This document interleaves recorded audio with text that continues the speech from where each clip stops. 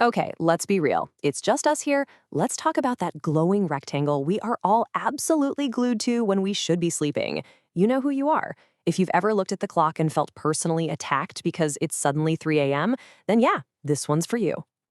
You know the scene, right? The room is dark, you're all cozy in bed, you've even set your alarm for the morning. You are being a responsible adult. You just need a little something to unwind. And that's when you whisper the fatal promise to yourself. Ah, yes. Just one more video. The single biggest lie of the digital age. I swear, it's the new, I'll just have one potato chip. We all know exactly how this story ends, and it's not with a good night's sleep. All right, so let's get into it. Stage one of our nightly self-sabotage. This is the moment where all our good intentions just go to die, lit only by the cold, harsh light of our phone screens. I mean, this slide is basically a portrait of my soul. On the left, who we think we are, a person who can take a quick 5-minute scroll. And on the right, the grim reality. 2 hours later, you're now a world-renowned expert on some very specific, very dramatic penguin beef. Oh, come on, you know exactly what I mean. And honestly, this is the perfect way to put it. Our phones just whisper these sweet little lies, promising it'll be different this time, just 5 minutes. And then bam, you look up and the sun is mocking you through the window. Total betrayal. Every single time. Seriously, though, we set bedtimes for ourselves and then we just ignore them. We treat sleep, the most basic biological function we need to survive, like it's some optional homework assignment we can just put off. Classic.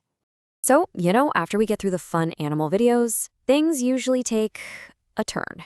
We drift into the darker parts of the internet. So, welcome everyone to the Doomscroll rabbit hole.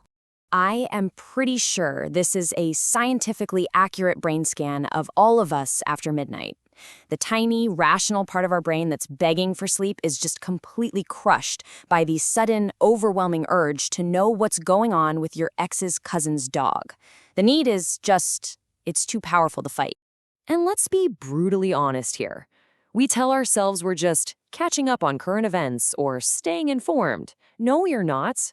Scrolling through comment sections and bad news at 1 in the morning isn't research. It's just giving your anxiety a big ol' late-night snack.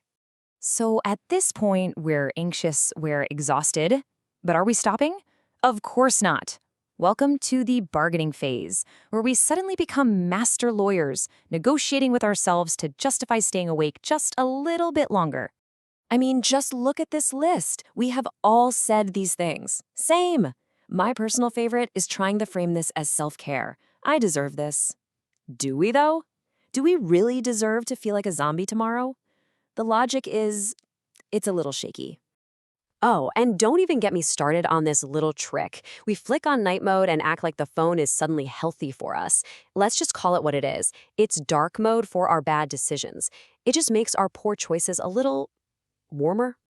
And so, eventually, the scroll has to end. This brings us to the final and most painful part of the cycle, the morning after. And with it, all the empty promises we make to ourselves that tonight will be different. This timeline is basically the anatomy of a disaster. It starts with such good intentions, descends into complete delusion, and then hits a point of pure confusion. Seriously, how do we get to cat videos from 2012? And it always ends the same way, with pain, suffering, and a desperate need for coffee. And this is the beautiful lie we tell ourselves, isn't it? I don't have a problem. I'm just an optimist. We're just so sure that tomorrow's version of us will magically have more self-control. Spoiler alert, they don't. They're just as weak as we are. Okay, so what's the big takeaway from all this shared misery and complete lack of sleep? Let's get to the real heart of it. So here's the tough question, right? Is the phone really the bad guy here? It's so easy to blame the apps and the algorithms, but when it comes right down to it, the phone isn't breaking in and stealing our sleep. We're the ones handing over the keys night after night. So, if any of this felt a little too real for you, you're in good company. You are not alone. So let's share the pain. Drop your wildest, weirdest, late-night internet rabbit hole in the comments. I want to hear all of them.